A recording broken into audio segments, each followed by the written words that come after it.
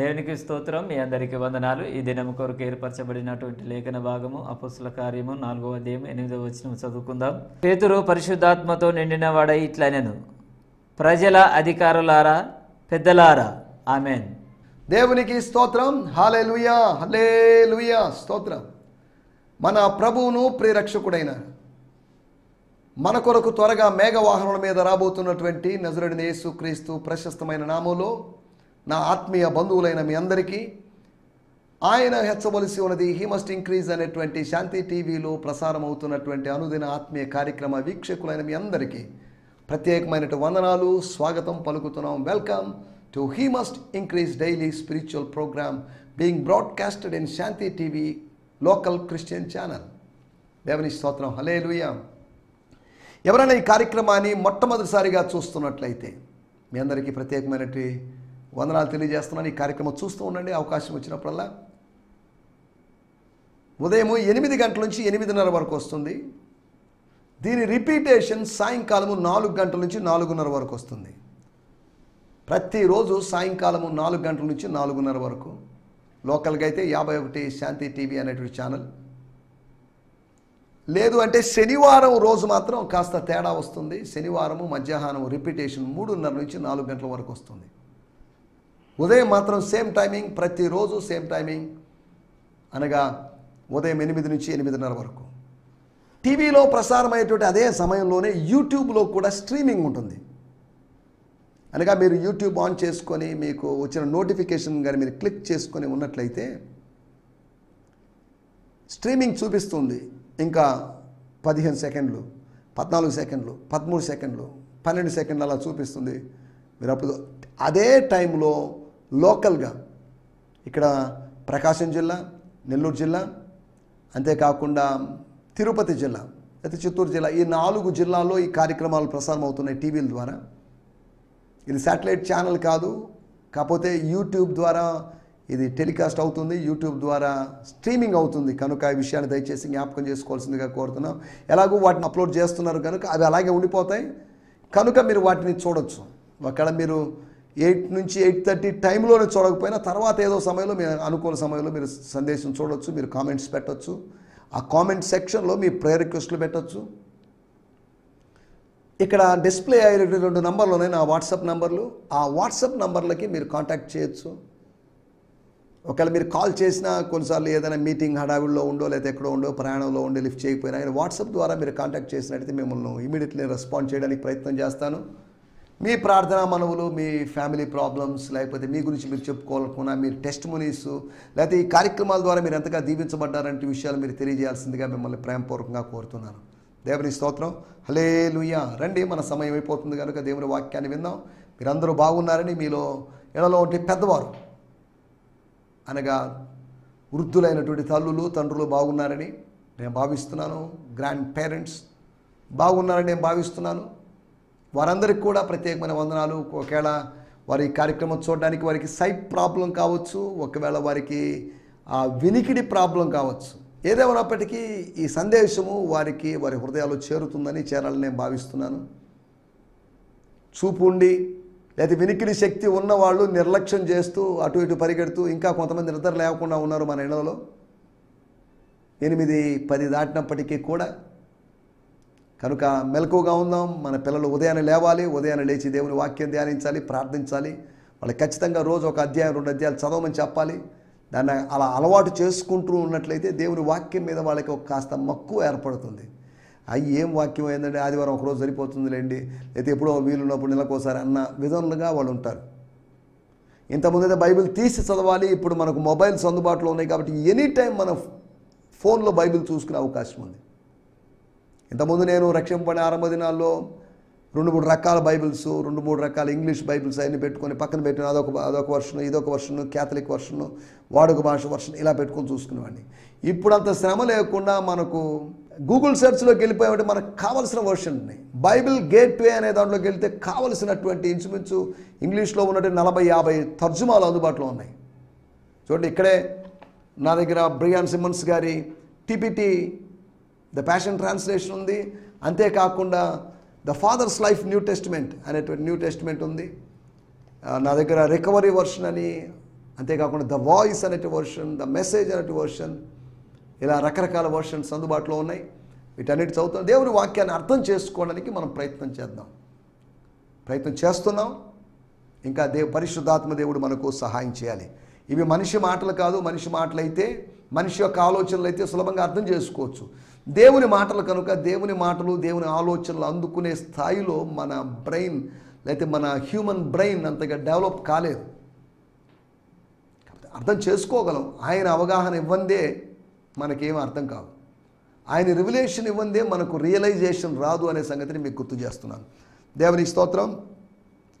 నిన్నటి ఎపిసోడ్లో దైవిక అగ్నిని ఎవరు ఆర్పజాలరని, దానిని ఏ జలములు, ఏ సముద్ర జలాలైనా, ఏ నదీ జలాలైనా, అనగా ప్రభుత్వాలు అనేటువంటి సముద్ర జలాలైనా, లేకపోతే మతాలు అనేటువంటి నదీ జలాలైనా కానీ దేవ ఆత్మ యొక్క, అనగా సువార్త ప్రకటన యొక్క, ప్రార్థన ఉద్యమం యొక్క, లేకపోతే సువార్థీకరణ ఉద్యమం యొక్క అగ్ని జ్వాలల్ని ఆర్పజాలమని మనము అర్థం చేసుకున్నాం. అపోస్తుల కార్యములు 4వ అధ్యాయము 4వ వచనం ఆధారంగా చేసుకుని ఒక రివైవల్ కంటిన్యూ అవుతుందని, కొనసాగుతుందని, ఉజ్జీవపు జ్వాలలు అక్కడ రగులుకుంటున్నాయని, అనగా భక్తిహీనత స్థానంలో భక్తి సంజీవన అని అంటారు కన్నడలో. ఉజ్జీవాన్ని రివైవల్, ఉణర్వు, అయితే మరలా మన్నించబడ్డం. నీ ప్రజలు నీ యందు సంతోషించినట్లు నీవు మమ్మను మరలా బ్రతికించవా, క్వికెనర్స్ అని భక్తుడు అంటాడు. మమ్మల్ని షార్ప్ చేయి, చైతన్య యాక్టివేట్ చేయి, రీయాక్టివేట్ చేయి, రీకిండిల్ చేయి అని చెప్పడం భక్తుని యొక్క ఉద్దేశం అని మనం దేవుని వాక్యం ద్వారా అర్థం చేసుకోగలం. 4 విషయాల్ని ఆర్పజాలలేకపోయారని, ఆగిపోయేటట్టు చేయలేకపోయారని మనం మాట. 1, స్వార్థ ప్రకటనని, ఆ ప్రకటన అగ్నిని ఆర్పలేకపోయారని. 2, ప్రభు కార్యాల యొక్క, అనగా ప్రజల హృదయాలను ఆయన ఒప్పింపజేస్తున్నాడు, ప్రజల హృదయాలు తెరుస్తున్నాడు, ప్రజల హృదయాల్లో జోక్యం చేసుకుంటున్నాడు, ఆయన ప్రజల్ని కన్విన్స్ చేస్తున్నాడు, పరిశుద్ధాత్మ ద్వారా ప్రజలను ఒప్పింపజేస్తున్నాడు. ఈ పనిని ఎవరు అడ్డుకోలేకపోతే, అనగా అవిశ్వాసులుగా ఉన్నవారిని ఆయన విశ్వాసులుగా మారుస్తున్నాడని, ఈ కార్యాన్ని ఎవరు అడ్డుకోలేకపోయారని. రోమా సైనికులు కావలా ఉన్నారు, రోమా ప్రభుత్వపు ముద్రలు ఉన్నాయి, ఆ సమాధి ఎదుట పెద్ద రాయి దొర్లించబడి ఉంది. ఇవేవి యేసు ప్రభు యొక్క పునరుత్థానాన్ని అడ్డుకోలేకపోయాయి. పరలోకం నుంచి దేవదూత వచ్చాడు, రాయి దొర్లించి ఆ రాయి మీద కూర్చున్నాడు. రకరకాల విషయాలు మనం 4 సువార్తలు మనం చూడగలం. అనగా దైవ ప్రయత్నాన్ని, దైవ కార్యాన్ని, దైవ అగ్ని కార్యాన్ని, దైవ అగ్నిని మానవ అగ్నిలో అడ్డుకోలేవని, అవి ఒకవేళ పోరాటానికి దిగితే మానవ ప్రయత్నాలు లేకపోతే ప్రభుత్వాల ప్రయత్నాలు ఇవన్నీ విఫలమైపోతాయని మనం నిన్నటి ఎపిసోడ్లో మనం ఆలోచించాం. 3వదిగా ప్రభు యొక్క సంఘము అభివృద్ధి చెందుతుంది. చిన్న సంఘం ఒక 120 మందితో ఆరంభమైంది, అది అలా విస్తరించింది, ర్యాపిడ్గా గ్రోత్ వచ్చేసింది, విస్తారమైనట్టు అభివృద్ధి వచ్చిందని, ఆ అభివృద్ధిని అడ్డుకోవడం ఎవరి తరం కాలేకపోయిందని. ఒక సందర్భంలో ఆ అభివృద్ధిని అడ్డుకోలేక ఏమి చేయాలో అర్థం కాక ఏం చేయాలబ్బా, ఏం అర్థం కాని పరిస్థితి ఏర్పడింది వాళ్ళకి. ఓ సందర్భంలో పరిసయ్యులు అందరూ యోహాను సువార్త 12వ అధ్యాయంలో, కావున 12వ అధ్యాయం 19వ వచనంలో 93వ పేజీలో రాయబడింది, కావున పరిసయ్యులు ఒకరితోనొకరు మన ప్రయత్నములు ఎట్లు నిష్ప్రయోజనమైపోయినవో చూడుడి, ఇదిగో లోకము ఆయన వెంట పోవుచున్నదని చెప్పుకుంది. ఇక వేస్ట్, మనం సేవ చేసి వేస్ట్, మన మతం ప్రచారం చేసి వేస్ట్, మన మతాధిపత్యం తగ్గిపోతుంది, లోకం ఈయన వెంటపోతుందండి, ఇంకా మనం ఏం చేస్తాం అన్న విధంగా వాళ్ళు మాట్లాడుకున్నారు. మానవ ప్రభుత్వాలు ఫెయిల్ అవుతాయి, కానీ దేవుని ప్రభుత్వం ఫెయిల్ కాదు. డెమోక్రసీలు ఫెయిల్ అవుతాయి, కానీ థియోక్రసీ ఫెయిల్ కాదు అనే సంగతిని మీకు గుర్తు చేస్తున్నాను. దేవుని స్తోత్రం. 4వదిగా ప్రభు యొక్క సూచ్యక్రియల అగ్నిని, కొనసాగుతున్నటువంటి మొదటి శతాబ్దంలో, అనగా ఈ మొదటి శతాబ్దానికి ఇంచుమించు 430 సంవత్సరాలు, అనగా మలాకీకి మత్తయికి మధ్యలో ఉన్నటువంటి ఆ గ్యాప్లో, ఆ నిశ్శబ్ద కాలములో, ఆ ఇంటర్ టెస్టిమెంటల్ పీరియడ్లో దేవుడు మాట్లాడలేదని, దేవుడు స్వరం వినిపించలేదని, వినిపించాడు, దేవుడు మాట్లాడు, కానీ అరుదుగా జరిగిందని, దైవ ప్రత్యక్షత అరుదుగా జరిగిందని మొదటి సమూయేలు గ్రంథం 3వ అధ్యాయం 1వ వచనంలో ఉన్నట్టుగా మనం ఈ గ్యాప్ తర్వాత, అనగా యేసు ప్రభు యొక్క పరిచర్య తర్వాత, లేదా యోహాను పరిచర్య నుంచి ఇప్పటి వరకు, అనగా అప్పటి వరకు అపోస్తల కాలం వరకు ఈ జరుగుతున్నటువంటి సుమారు 430 సంవత్సరాల తర్వాత జరుగుతున్నటువంటి రివైవల్, ఈ new testament revival, post inter testamental revival గురించి మనం మాట్లాడుకుంటున్నాం. స్తోత్రం, హల్లెలూయా. ఆ నిశ్శబ్ద చీకటి కాలం తర్వాత జరిగినటువంటి దేవుడు కుమ్మరించినటువంటి ఉజ్జీవాన్ని గురించి మనం మాట్లాడుకుంటున్నాం.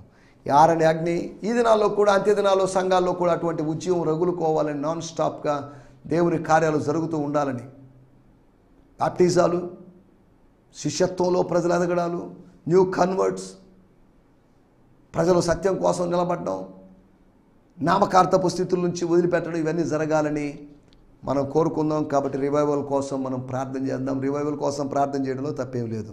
దేవుని స్తోత్రం. ఈ సమయంలో రండి మనం దేవుని వాక్యాన్ని ధ్యానించుకుందాం.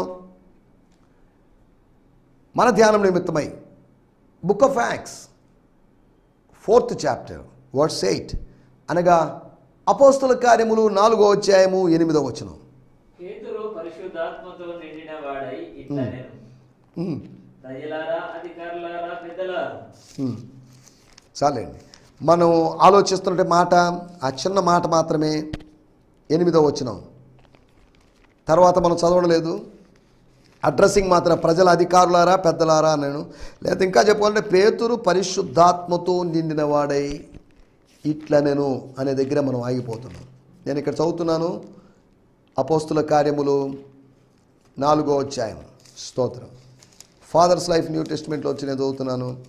Then Peter, filled with the Holy Spirit, said to them, rulers of the people and elders of Israel. అనగా ఇశ్రాయేలు యొక్క పెద్దలారా, ఇశ్రాయేలు యొక్క నాయకులారా అని సంబోధించాడు. అనగా ఆత్మ నింపుదలకు గురైనప్పుడు తన ముందున్న వాళ్ళు ఎవరు, తాను ఎవరిని అడ్రస్ చేయాలి, ఎవరిని ఉద్దేశించి మాట్లాడాలి అని గైడెన్స్ ఇచ్చాడు దేవుడు అని అర్థం చేసుకోవాలి. ఆత్మ నింపుదల కలిగిన వానికి ఆత్మ నిర్దేశం ఉంటుంది. అనగా ఎవరితో మాట్లాడాలి, ఎవరంటే వాళ్ళతో మాట్లాడితే కదా. ఇక్కడ చిన్నలారా, ఇక్కడ యవనస్తులారా, ఇక్కడ మమ్మల్ని విమర్శించిన వారులారా, ఇక్కడ ఉన్నటువంటి సద్దుకైలారా అని కాదు. ఒక జనరల్ అడ్రస్సింగ్ మనం చూస్తున్నాం. అలాగే బ్రియాన్ సిమ్మన్స్ గారి తర్జుమా నుంచి కూడా చదువుతున్నాను. అపోస్తుల కార్యములు 4వ అధ్యాయము 8వ వచనం మన మూల వాక్యం. Peter, filled with the Holy Spirit, answered, respected elders and leaders of the people, listen. పేతురు పరిశుద్ధాత్మతో నింపబడి జవాబిచ్చాడు. ఇట్లనే కాదు, జవాబిచ్చాడు. He answered. అక్కడ ఏదో ప్రశ్న అడిగారు వాళ్ళు 7వ వచనంలో. పేతురు ఆ ప్రశ్నకి ఏం సమాధానం చెప్పాలా అర్థం కాలేని పరిస్థితులు, నీ ప్రశ్నలకు, ప్రజల ప్రశ్నలకి నీ దగ్గర సమాధానం లేనప్పుడు పరిశుద్ధాత్ముడు జోక్యం చేసుకుంటాడు. పరిశుద్ధాత్ముడు నీ ఆంతర్యాన్ని, నీ అంతరంగాన్ని నింపుతాడు, నీ ఆలోచనలు నింపుతాడు, నీ ఎంటీ హార్ట్ని, ఎంటీ మైండ్ని నింపుతాడు. ఖాళీ పాత్రగా ఉన్నటువంటి నీ మస్తిష్కాన్ని, నీ మెదడుని నింపుతాడు, నీ ఆత్మను నింపుతాడు ఆయన. You want to fill, you want to occupy your whole being.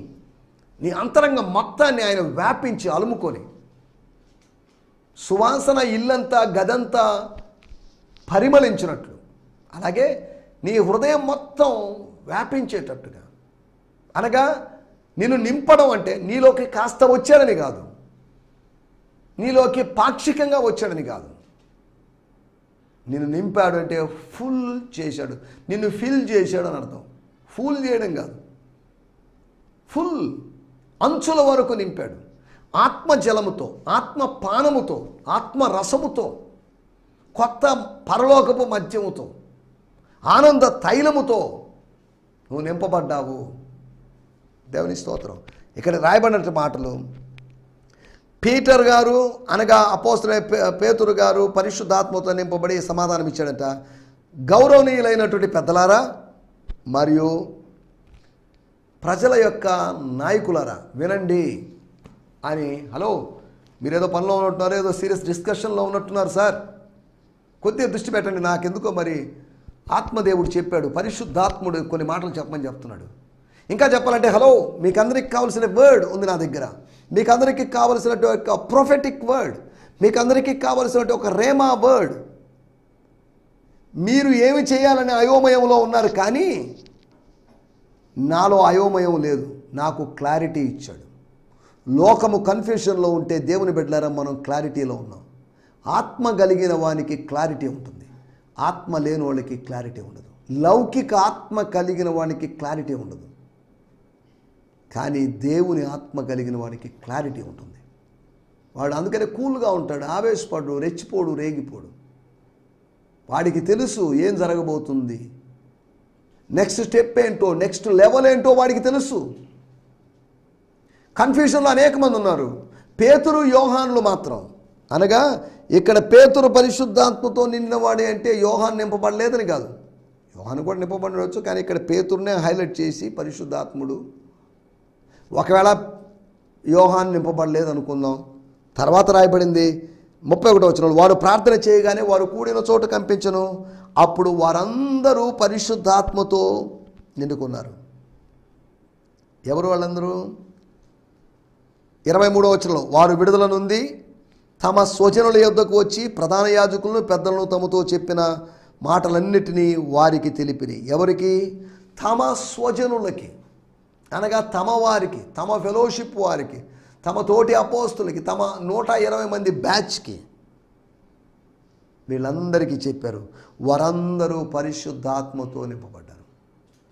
2వ అధ్యాయం 4వ వచనంలో అందరూ పరిశుద్ధాత్మతో నింపబడ్డారు. ఇక్కడ 4వ అధ్యాయంలో పేతురు మాత్రమే పరిశుద్ధాత్మతో నింపబడ్డాడని రాయబడింది. అనగా పేతురు తనను తాను అంత అవైలబుల్గా, అందుబాటులో ఉంచుకున్నాడు. ఆయనకు నువ్వు అందుబాటులో ఉన్నదాన్ని బట్టి ఆయన నిన్ను నింపుతాడు. నువ్వు అందుబాటులో లేకపోతే, నువ్వు బిజీ అయితే నిన్ను నింపే అవకాశం లేదు. ఈ రోజుల్లో చాలామంది బిజీ, వాక్యం చదవలేరు, వాళ్ళు బిజీ, ప్రార్థన చేయలేరు, బిజీ, ఉపవాసం ఉండలేరు, బిజీ, మొబైల్ చూసుకోవడానికో, లేకపోతే లోకంలో తిరగడానికో, తినడానికో, తాగడానికో, షాపింగ్లు చేయడానికో వాళ్ళు బిజీ, వాళ్ళకి టైం ఉంటుంది. మనం we should find some time to be with God. దేవునితో ఉండడానికి, దేవునిలో ఉండడానికి మనం కొద్ది సమయాన్ని కనుగొనాలి. 24 గంటల సమయంలో దశమ భాగం అని నేను చెప్పడం లేదు. కొంతమంది 24 గంటల్లో దశమ భాగం అని ఏదో చెప్తుంటారు, దానికి రెఫరెన్స్ బైబిల్లో ఎక్కడా లేవు, కానీ మనోళ్ళు ఏవో సృష్టించుకొని చెప్తున్నారు. బైబిల్లో ఉన్నవే చెప్దాం, లేనిపోయినవి మనకెందుకు? దేవుని స్తోత్రం, హల్లెలూయా. ఈ సమయంలో నేను 5 విషయాలు మీకు త్వరగా జ్ఞాపకం చేయాలని ఆశిస్తున్నాను. 5 విషయాలంటే మన టైటిల్ ఆత్మ నింపుదల, పరిశుద్ధాత్మ నింపుదల. తను అడుగువారికి ఆయన ఎంతో నిశ్చయముగా పరిశుద్ధాత్మను అనుగ్రహించును అని దేవుని వాక్యంలో రాయబడింది. లూకాసు వార్త 11వ అధ్యాయం 13వ వచనం. ఎఫెసీ పత్రిక 5వ అధ్యాయం 18వ వచనంలో రాయబడింది, మద్యము చేత మత్తులై ఉండకుడి, ఆత్మచేత నింపబడుతూనే ఉండండి. ఆత్మచేత నింపబడిన వాడు, ఆత్మ నింపుదలకు గురైన వాడు ఆత్మచేత విజ్ఞాపనలు చేస్తాడు, అనగా ఆత్మలో ప్రార్థిస్తాడు, ఆత్మలో ప్రార్థిస్తాడు, ఆత్మలో మాట్లాడతాడు, అనగా భాషతో ప్రార్థన చేస్తాడు, భాషతో పాడతాడు. ఆత్మలో పాడతాను, మనసుతో పాడతాను. దేవుని స్తోత్రం. అంతేకాకుండా ఆత్మ కలిగిన వాడు యేసు ప్రభువు అనేటువంటి ఒప్పుకోలు చేస్తాడు. Jesus is lord, Jesus is my lord అనేటువంటి ఒప్పుకోలు చేస్తాడు. చాలామంది ఒప్పుకోరు. ఆయన ప్రభువే ఉందండి. ఆయన ప్రభు అంటే 100% ఆయన ప్రభుత్వానికి, ఆయన పెత్తనానికి, ఆయన ఆధిపత్యానికి, డొమినియన్కి లోపడాలి. మొత్తం ఆయనకే ఇస్తేట నేను కొద్ది చూసుకోవాలి కదా అన్న విధంగా 50-50% అన్నట్టుగా కొంతమంది ఉన్నారు. ఆయనకి 100% నన్ను నేను సమర్పించుకోవాలి, సబ్మిట్ అయిపోవాలి. ఏ విధంగా పారిపోతున్న దొంగ వెనకాల వస్తున్న పోలీసులు హ్యాండ్స్ అప్ అన్నప్పుడు ఆ దొంగ 2 చేతులు ఎత్తి కమిట్ అయిపోయాడు, నిరాయుధుడు అయిపోయాడు. నా దగ్గర ఏం లేదు, ఓకే ఐఎమ్ రెడీ, పట్టుకోండి, అరెస్ట్ చేసుకోండి, స్టేషన్ తీసుకొని పోండి, కొట్టండి, మీ ఇష్టం అన్న విధంగా. దేవుని స్తోత్రం. ఈ సమయంలో 5 అనుభవాలు లేకపోతే ఆత్మ నింపుదల సందర్భాలని మీకు జ్ఞాపకం చేస్తాను. 5 different feelings of the Holy Spirit. మొట్టమొదటి మాట అపోస్తుల కార్యములు 4వ అధ్యాయము 7వ వచనంలో రాయబడింది. సందర్భాన్ని మనం ఆలోచిస్తున్నాం. వారు పేతురును యోహాన్ను మధ్యన నిలబెట్టి, మీరు ఏ బలము చేత ఏ నామమును బట్టి దీన్ని చేసిరని అడుగ్గా. ఇది కష్టమైన ప్రశ్న ఏం కాదు, వాళ్ళ దగ్గర ఒకే ఆన్సర్ ఉంది. 2 క్వశ్చన్లు రెండైనా, ఏ బలము చేత దీన్ని చేశారు, ఏ నామమును బట్టి. ఆన్సర్ ఒకటే, యేసు నామము, యేసు నామములోని బలము, అంతవరకే తప్ప వేరొక ఆన్సర్ లేవు. పేతురు పరిశుద్ధాత్మతో నిండిన వాడై, ఒకటి శత్రువు మాటలను బట్టి కొన్నిసార్లు నువ్వు హర్ట్ కావచ్చు. యోబు గ్రంథం 5వ అధ్యాయంలో రాయబడింది, మాటల చేత కలుగు నొప్పి నుంచి ఆయన నిన్ను తప్పిస్తాడని. సూటిపోటి వంటి మాటలు లేకపోతే కత్తిపోటు వంటి మాటలు మాట్లాడేవాళ్ళు. వీటిలో నుంచి మాట చేత కొడతాము అని అనుకున్నారంటే ఇర్మియా గ్రంథం 18వ అధ్యాయంలో. కాబట్టి నోటి మాటల చేత కలిగి నొప్పి నుంచి దేవుడు మనల్ని కాపాడతాడు. అత్తమ్మ మాటలు కావచ్చు, మామయ్య మాటలు కావచ్చు, తండ్రి మాటలు కావచ్చు, తల్లి మాటలు కావచ్చు, బిడ్డల మాటలు కావచ్చు, మనవాళ్ళ మాటలు కావచ్చు, వీటన్నిటిలోంచి దేవుడు తప్పిస్తాడు. దేవుని స్తోత్రం. అందుకనే వాళ్ళు అడగగానే ఇమీడియట్లీ సమాధానం చెప్పలేదు. దాని మధ్యలో జరిగిన సంఘటన, ప్రశ్నకు సమాధానానికి మధ్యలో శక్తి ద్వారా సమాచారం అందింది. ఏం చెప్పాలో అనేది చూడండి. ఒక్క చిన్న ప్రశ్నకి 9, 10, 11, 12 4 వచనాల్లో 2 ప్రశ్నలే, కానీ 4 వచనాలు ఆన్సర్ ఇచ్చారు వాళ్ళు. చదువు లేని వాళ్ళు ఇంత పెద్ద ఆన్సర్ ఎట్టిచ్చారు? ఈ ఆన్సర్లో భాగంగా, ఈ ఆన్సర్లో హైలైట్ చేసింది యేసు ప్రభునే. ఈ ఆన్సర్లో ప్రవచనములోని ఒక మాట, 118వ కీర్తనలో ఒక మాట ప్రస్తావించారు. చూడండి ఎంత వైజ్గా పేతురు గారు ప్రసంగం చేశాడు. షార్ట్ ప్రసంగం చేశాడు. ఆయన చేసినట్టు 3వ ప్రసంగం అనుకుందాం. 1వ అధ్యాయంలో ఒక ప్రసంగం, 2వ అధ్యాయంలో ప్రసంగం, 3వ అధ్యాయంలో ప్రసంగం, ఇప్పుడు 4వ అధ్యాయంలో ప్రసంగం. సరే, దేవుని స్తోత్రం. ఒకటి, శత్రువుల మాటను బట్టి, శత్రువుల మాటల సందర్భంలో శత్రువు మాట్లాడుతున్నప్పుడు నిన్ను ఆత్మతో నింపుతాడు. 2వ విషయం, అపోస్తుల కార్యములు 2వ అధ్యాయము 4వ వచనంలో రాయబడింది, పరిశుద్ధాత్ముడు వారికి వాక్శక్తిని అనుగ్రహించిన కొలది వారు అన్ని భాషలతో మాట్లాడసాగిరి. పరిశుద్ధాత్మ శక్తిని వారు పొందుకున్నారు అని రాయబడింది. స్వర్గం కుమ్మరించడాన్ని బట్టి వాళ్ళు శక్తిని పొందుకున్నారు. ఆత్మ నింపుదల అనుభవం జరిగింది. 3వ విషయం, అపోస్తుల కార్యములు 4వ అధ్యాయము 31వ వచనంలో, పరిశుద్ధులు అనగా స్వజనులు మరియు సేవకులు. స్వజనులు ప్లస్ పేతురు, యోహానులు ప్రార్థించినప్పుడు వారందరూ పరిశుద్ధాత్మతో నింపబడ్డారు. అనగా శిష్యుల యొక్క ప్రార్థనను బట్టి పరిశుద్ధాత్మ నింపుదల జరిగింది. పరిశుద్ధాత్మ నింపుదల ఎలా కలుగుతుంది? ఆటోమేటిక్గా కలగదు. శత్రువు మాట్లాడుతున్నప్పుడు, శత్రువు రెచ్చిపోతున్నప్పుడు, రేగిపోతున్నప్పుడు, శత్రువు నోరు మూయడానికి కావలసిన శక్తిని, సామర్థ్యాన్ని అనుగ్రహించినట్లుగా దేవుడు తన ఆత్మతో నింపుతాడు. స్వర్గము వాగ్దానము చేసింది, కుమ్మరించబడ్డాన్ని బట్టి ఆత్మ నింపుదల జరుగుతుంది. 3వది, శిష్యుల యొక్క ప్రార్థనను బట్టి ఆత్మ నింపుదల జరుగుతుంది. By the prayers of the saints, Holy Spirit will be poured upon the people. దేవుని స్తోత్రం. 4వ విషయం నేను మీకు జ్ఞాపకం చేస్తాను. అపోస్తుల కార్యములు 8వ అధ్యాయము 17వ వచనం. అప్పుడు పేతురు యోహానును వారి మీద చేతులుంచగా వారు పరిశుద్ధాత్మను పొందిరి. చాలండి. పేతురు, యోహాను గారు వాళ్ళిద్దరి కాంబినేషన్ 3వ అధ్యాయం నుంచి స్టార్ట్ అయిన కాంబినేషన్. సంఘము చెల్లాచెదరైపోయి వారు సమరయలో జరిగించిన పరిచర్య గురించి రాబడింది. పేతురును యోహాను వారి మీద చేతులుంచగా, అనగా సమరయలో ఉండి బాప్తిజం తీసుకొని పరిశుద్ధాత్మ అనుభవాన్ని పొందని, నీటి బాప్తిజం తీసుకొని పరిశుద్ధాత్మ బాప్తిజం పొందని వారి మీద చేతులుంచగా వారు పరిశుద్ధాత్మను పొందిరి, అనగా వారు పరిశుద్ధాత్మ చేత నింపబడ్డారు. స్తోత్రం. ఫిలిప్పు పరిచర్యలు, ఫిలిప్పు పాస్టర్ గారి సంఘ విశ్వాసులైనట్టు వారి గురించి రాయబడింది. అనగా 4వది సేవకుల యొక్క హస్త నిక్షేపణ వలన పరిశుద్ధాత్మ నింపుదల జరుగుతుంది. శత్రు యొక్క మాటను బట్టి, అంతేకాకుండా స్వర్గం యొక్క కుమ్మరింపును బట్టి, శిష్యుల యొక్క ప్రార్థనను బట్టి, 4వదిగా సేవకుల యొక్క హస్త నిక్షేపణను బట్టి, by the laying on the hands of the apostles or saints or the pastors, you will get the feeling of the Holy Spirit. ఆత్మ నింపుదలకు గురే అవకాశం ఉంది. దేవుని స్తోత్రం. అంతేకాకుండా చివరిగా ఒక మాట చెప్పి ముగిస్తాను. అపోస్తుల కార్యములు 10వ అధ్యాయము 44వ వచనం. పేతురు ఈ మాటలు ప్రసంగం ఇంకా చేస్తుండగా, ప్రత్యక్షతను ఆధారంగా చేసుకున్నట్టు ప్రసంగం, కొన్నేళ్ళిట్లో చేస్తున్న ప్రసంగం జరిగిస్తూ ఉండగా, అనగా సేవకుని యొక్క పరిచర్యని బట్టి, through the ministry of the word of God, Holy Spirit would come down. పరిశుద్ధాత్ముడు దిగి వచ్చాడు. దేవుని స్తోత్రం. హల్లెలూయా. ఆత్మ నింపుదల ఈ 5 విధాలుగానే వస్తుంది అని నేను చెప్పడం లేదు. 5వ అధ్యాయం అపోస్తుల కార్యములు 5వ అధ్యాయంలో మనం గమనిస్తే 32వ వచనంలో రాయబడిన మాట, మేమును దేవుడు తనకు విధేయులైన వారికి అనుగ్రహించిన పరిశుద్ధాత్మయు ఈ సంగతులకు సాక్షులమై ఉన్నామని చెప్పిరి. ఎవరంట? ఎవరికి అనుగ్రహించాడంటే పరిశుద్ధాత్మను?